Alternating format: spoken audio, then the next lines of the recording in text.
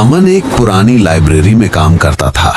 उसका काम था दुर्लभ और प्राचीन किताबों को शोधकर्ताओं तक पहुंचाना, लेकिन उसने कभी कल्पना भी नहीं की थी कि उसे रामगढ़ जैसे इतने पिछड़े और वीरान इलाके में आना पड़ेगा।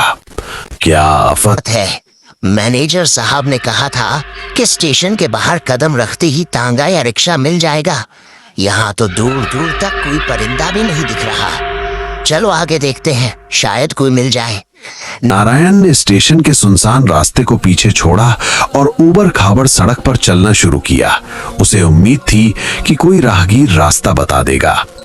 चलते चलते वो एक पुरानी चाय की टपरी पर पहुंचा। ओ काका, जरा मदद करेंगे? मुझे इस ठिकाने पर पहुंचना है। मैं बहुत दूर से आया हूँ और इन रास्तों से बिल्कुल अनजान हूँ। कहाँ जाना चाहते हैं आप? नाम बताएंगे तो ही कुछ कह सकूंगा। जी, मुझे रामगढ़ की पुरानी बस्ती की तरफ जाना है। एक बार ये पता देख लीजिए। ओह, बस्ती जाना है, लेकिन बाबूजी अब तो बहुत देर हो गई है। सूरज ढलने के बाद यहाँ कोई सवारी नहीं रुकती। अब तो कोई तांगा भी नहीं मिलेगा। अगर आप पैदल चलने की सोच रहे हैं तो कम से कम 6 से 7 घंटे का रास्ता है। क्या 7 घंटे? इतना लंबा रास्ता? ये तो बड़ी मुसीबत हो गई। अब मैं क्या करूं? मुझे कुछ समझ नहीं आ रहा। बाबूजी, आप परेशान ना हो, मेरा घर यहीं पास में ही है। अगर आपको कोई दिक्कत ना हो तो आज रात आप मेरे यहाँ ही विश्राम कर लीजिए।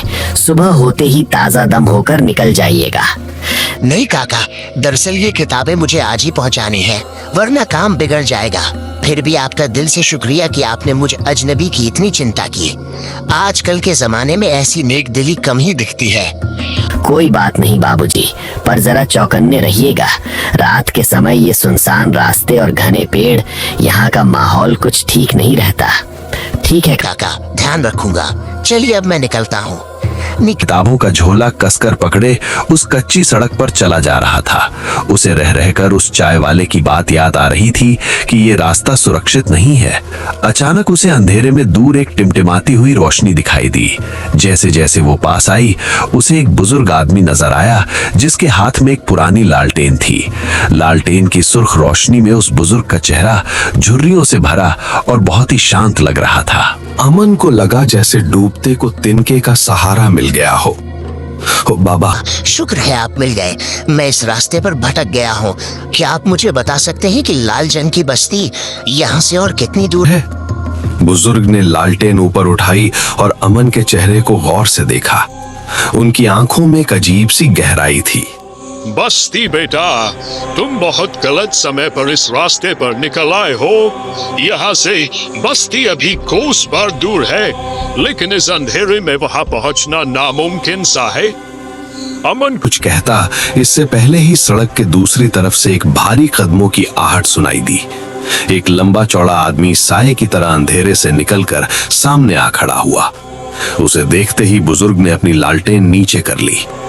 मुसाफिर, रुक जा वहीं, जरा देखो तो सही इस वक्त यहाँ क्या कर रहा है। नीचे रख अपना झोला। आप कौन हैं और मुझे इस तरह क्यों रोक रहे हैं? मैं तो बस इन बाबा के साथ रास्ता पूछ रहा था। मैं यहाँ का चौकीदार हूँ और मेरा हुक्म है कि तू अभी के अभी पीछे मुड़ और जहाँ से आया है वहीं भाग जा। ये रास्ता आज रात तेरे लिए बंद है। अमन उलझन में पड़ गया। उसने मदद के लिए बुजुर्ग की तरफ देखा, लेकिन बुजुर्ग चुपचाप खड़े थे। सर, लेकिन मुझे ये किताबें पहुंचानी है। बाबा कह रहे थे कि बस्ती पास ही है। मैंने कहा ना, चुपचाप यहाँ से निकल जा। और तू अपनी ये लालटेन लेकर यहाँ से दफा हो जा, वरना ठीक नहीं होगा। अमन ने देखा कि वो अजनबी बहुत गुस्से में था। बुजुर्ग ने एक धीमी सी आह भरी और बिना कुछ बोले अपनी लालटेन घुमाई और अंधेरे रास्ते की ओर बढ़ने लगे। जाते जाते उन्होंने अमन की तरफ मुड़कर देखा और उनकी आंखों में एक चेतावनी थी, जैसे वो कह रहे हों, इस आदमी की बात मान लो। अमन के पास अब कोई चारा नहीं था। वो अजनबी शख्स वहीं खड़ा उसे घूर रहा था। मजबूर होकर अमन पीछे की तरफ पैदल चलने लगा। कदम दर कदम वो उस अंधेरे में डूबता जा रहा था। दूर तक कुछ दिखाई नहीं दे रहा था। बस ताड़ और नारियल के ऊंचे पेड़ों की लंबी कतारें थीं और एक ऐसा सन्नाटा जिसे हवा की सरसराहट भी नहीं तोड़ पा रही थी। अमन के पैर अब जवाब दे रहे थे। उस अजनबी पुलिस वाले ने उसे पीछे तो भेज दिया था, लेकिन वो रास्ता कहाँ जा रहा था उसे खुद नहीं पता था। चारों तरफ ताड़ के ऊंचे पेड़ किसी कंकाल की तरह खड़े थे। हवा में एक अजीब सी ठंडक थी जो हड्डियों तक पहुंच रही थी। कैसी मुसीबत में फंस गया हूं मैं।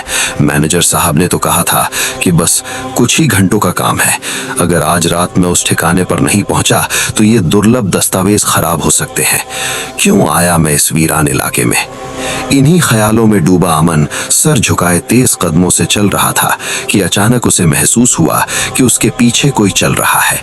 जैसे ही वो रुकता, पीछे वाली आहट भी रुक जाती। अमन का दिल जोर जोर से धड़कने लगा। उसने हिम्मत जुटाकर पीछे मुड़कर देखा। पगडंडी पर कोई इंसान नहीं था, लेकिन पेड़ों के झुरमुट के बीच से एक अजीब सी आकृति धीरे धीरे उसकी तरफ बढ़ रही थी। वो आदमी जैसा ही था, पर उसका कद सामान्य से कहीं ज्यादा लंबा था, लगभग 6-9 फीट। उसका शरीर एकदम काला था। अमन अपनी जान बचाने के लिए बदहवास होकर भागने लगा। वो कांटों भरी पत्थरों और की परवाह किए बिना बस भागे जा रहा था। पीछे से उसे उस साए के अट्टहास की आवाज सुनाई दे रही थी जो पेड़ों के बीच गूंज रही थी। भागते भागते वो एक ऐसी जगह पहुंचा जहां एक पुरानी जजर कुटिया नजर आई। वो किसी वीराने में अकेला ठिकाना लग रहा था। कुटिया की दीवारों से मिट्टी झड़ रही थी, लेकिन उसके अंदर एक मध्यम सी रोशनी टिमटिमा रही थी। किसी इंसान की मौजूदगी का एहसास पाकर नारायण ने पूरी ताकत से दरवाजा खटखटाया। बचाओ, कोई है, कृपया दरवाजा खोलिए, बाहर कोई मेरा पीछा कर रहा है। कुटिया का दरवाजा धीरे से खुला। सामने वही लालटेन वाला बुजुर्ग खड़ा था जिसे उसने रास्ते में देखा था। अंदर आओ बेटा, जल्दी अंदर आओ, बाहर बहुत खतरा है। नारायण ने अंदर घुसते ही दरवाजा बंद कर दिया और घर के अंदर बैठ गया। चाचा, बाहर कोई चीज है, वो इंसान नहीं है, वो मेरा पीछा कर रही है और मेरा नाम जानती है। शांत हो जाओ बेटा, तुम पहली बार यहाँ आए हो इसलिए डर गए।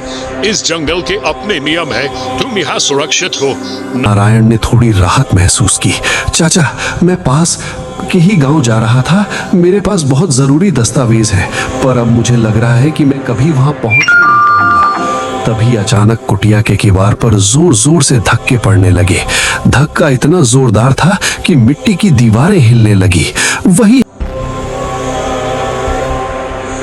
अरे डरो मत बेटा, वो तो मेरा बेटा है। वो बहुत देर से तुम्हारा इंतजार कर रहा है। वो कह रहा है कि तुमने उसे रास्ते में बहुत दौड़ लगवाई। नारायण का खून जम गया। क्या? आपका बेटा?